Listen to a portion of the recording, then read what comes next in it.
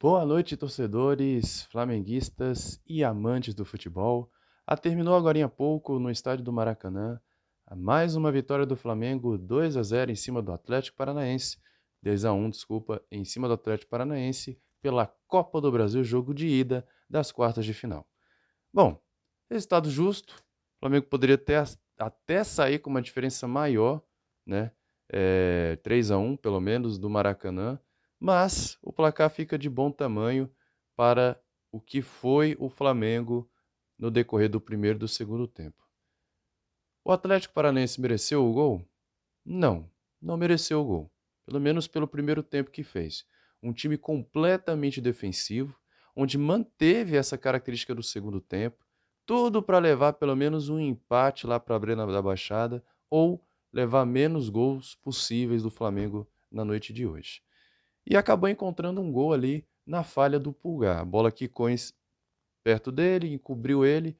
Vitor Roque foi lá, fez o passe para o Canóbio e o Atlético Paranaense abriu o placar na primeira chance de gol do jogo, tanto do lado do Flamengo como do lado do Atlético Paranaense. Um gol praticamente dado aí para o Atlético Paranaense, que não fez grandes coisas no decorrer da partida inteira. Foi um time que foi defensivo, que saía apenas nos erros do Flamengo, nitidamente queria fazer gol nos contra-ataques, né? E o Flamengo, durante todo o primeiro tempo, tentava fazer aquelas jogadas que a gente sabe que não dá certo, que são os cruzamentos na área, os chuveirinhos na área, porque os times, eles se fecham contra o Flamengo, impedindo que haja jogadas de aproximação, e no caso de hoje, tanto o Wesley como o Ayrton Lucas estavam muito bem marcados. E o que o Flamengo fazia? Cruzava a bola na área, dava chutão na área, e não tinha ninguém. O Pedro estava sempre marcado com dois, três jogadores em cima dele, né? Tava faltando aquele jogador de aproximação, de tabela, e o Flamengo não teve essas jogadas no primeiro tempo. Todavia, liderou no passe de bola, nas chances de gol, né? Nos principais quesitos, acabou liderando no primeiro tempo. O jogo foi para o intervalo, a gente pensa, bom, São Paulo vai colocar um cara de velocidade, o Everton Cebolinha talvez, o Bruno Henrique talvez, já no intervalo. Mas não, ele esperou ali dar 10, 20 minutos, né, para fazer as substituições e o Flamengo com os mesmos problemas.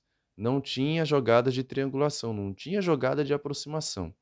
Everton Ribeiro hoje muito escondido, né?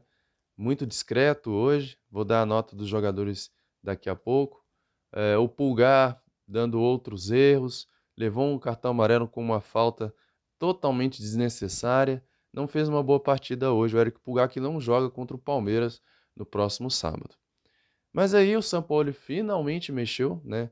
Ali aos 24, 25 minutos, colocou o Bruno Henrique, coisa que a torcida já estava pedindo e eu já estava falando também é, no React. O vídeo vai estar aqui, inclusive, o React da vitória do Flamengo em cima do Atlético Paranaense hoje. Com 1 minuto ou 2 minutos depois, o Bruno Henrique foi lá e fez o gol de empate, né? Foi lá aos 26 minutos e fez o gol de empate do Flamengo, 1-1. E aí o Atlético Paranaense se fechou ainda mais, o técnico do Atlético Paranaense foi lá e fez mexidas para que o time ficasse ainda mais compacto, ainda mais recuado. Até o Vitor Roque, desde o primeiro tempo, era jogador de marcação, né? Mais de marcação do que de ataque. Claro que as bolas eram puxadas mais por ele, tanto que no segundo tempo, ele, na força na base da força, da técnica que ele realmente tem, tenho muita esperança, inclusive, acerca do Vitor Roque na seleção brasileira, né? Quem sabe aí no futuro ele seja aí um grande camisa 9, um grande camisa 10. Vamos torcer para que dê tudo certo, porque futuro ele tem muito, né? E o Barcelona já comprou ele, inclusive, né? Já está esperando ele em janeiro do ano que vem. E aí o Vitor Roque era utilizado tanto para marcação quanto para saídas de bola do Atlético Paranaense. Mas aí o time ficou cada vez mais compacto, mais fechado. E o Flamengo cada vez mais no ataque. Já tinha tido chances do primeiro tempo com bola parada, tanto que o gol do Bruno Henrique sai por bola parada, né? Um cruzamento na área, ele aparece livre, sozinho, para empurrar a bola para o fundo da rede. E aí, cerca de 10 minutos depois, Aliás, desculpem. Na verdade, o Pedro fez o primeiro gol. Perdão. O Pedro fez o primeiro gol, gol de pênalti, onde o jogador do Atlético Paranaense chuta a canela do Arrascaeta. Eu não sei por que teve gente que reclamou desse lance, sendo que foi pênalti claro. A Arrascaeta deu uma valorizada? Deu uma valorizada. Mas aquilo ali fora da área seria marcado falta. Então, se dentro da área foi da mesma forma, então é pênalti. Não há o que discutir. O árbitro não quis marcar o pênalti em campo. O VAR teve que intervir para ele marcar o pênalti que era claro. Todo mundo no telão viu. O replay mostrou várias vezes. O jogador do Atlético foi lá e deu um chute na canela do Arrascaeta. Mas enfim, pênalti marcado. Pedro foi lá, cobrou, bola de segurança, gol de empate. E aí sim, aos 26 minutos, após um minuto depois da entrada do Bruno Henrique, bola cruzada na área e o Bruno Henrique foi lá e empurrou para a rede, gol da virada. Flamengo que teve uma oportunidade de ouro com um passe do Luiz Araújo, né, que estreou hoje, entrou, né, deu um passe sensacional do meio de campo, onde encontrou o Bruno Henrique, que passou em velocidade em cima dos jogadores do Atlético Paranaense, porém, ele aí tentou encobrir o goleiro, mas pegou muito errado a bola, saiu à esquerda do goleiro Bento.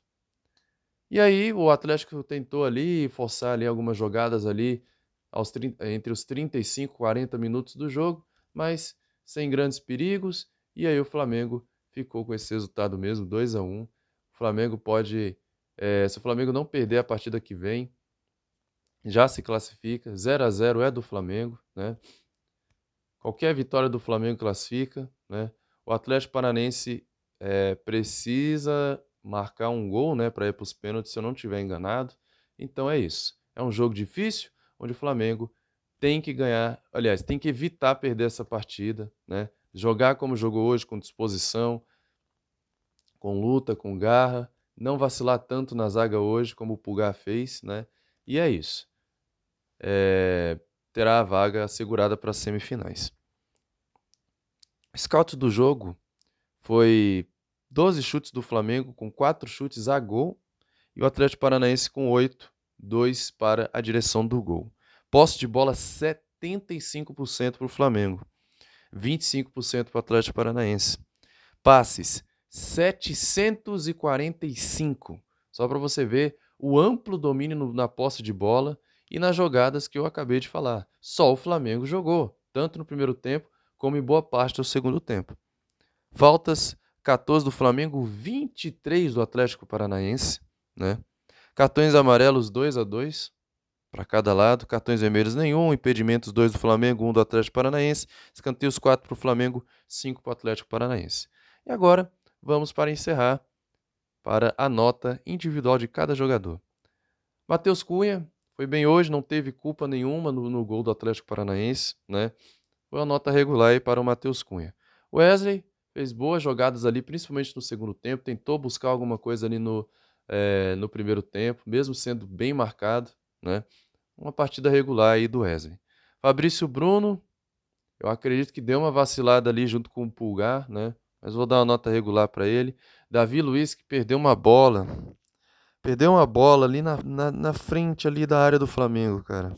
Davi Luiz, a cada dia que passa, dá mais indícios de que realmente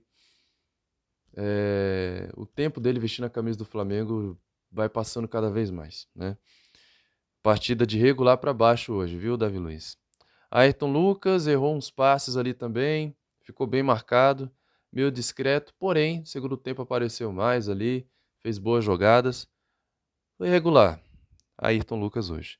Vitor Hugo foi substituído, jogou bem, na minha opinião. Eric Pulgar não fez uma boa partida. Talvez o pior jogador do Flamengo hoje foi o Eric Pulgar. Levou o cartão amarelo, foi responsável pelo gol do Atlético Paranaense. Não foi bem hoje o Eric Pulgar, que vinha numa crescente aí constante, né? A cada jogo melhorando ali e tal.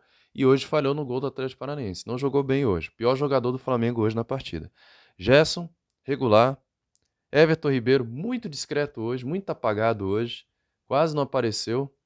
Apenas regular para ele. Pedro foi lá, fez o gol de pênalti, né? Muito bem. E o Arrascaeta, que é cada vez mais indispensável para esse time do Flamengo, um dos melhores jogadores do Flamengo nesse jogo de hoje, né?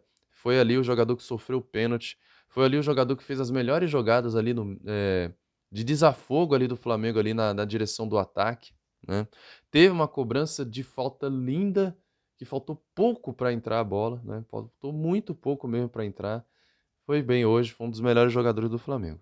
E é isso, sábado que vem, Flamengo e Palmeiras lá em São Paulo, né, Palmeiras que perdeu hoje para o São Paulo na Copa do Brasil no jogo de ida, uma coisa que um tabu aí que foi quebrado há 18 anos, né, um tabu aí longo aí, quase 2 décadas aí, foi quebrado hoje pelo São Paulo, e vai ser um jogo certamente interessante. Eu acredito que nenhum dos 2 lados vai poupar jogador, né. Acho que o Palmeiras não vai poupar jogador, o Flamengo não vai poupar jogador. Acredito que ao menos o Gabigol deve voltar, né.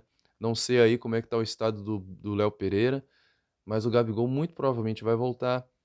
E vamos ver o que que vai dar nessa partida, até porque os 2 também estão disputando ali, as primeiras posições do Campeonato Brasileiro. É isso, um abraço para todos, saudações rubro-negras, boa noite para todos vocês.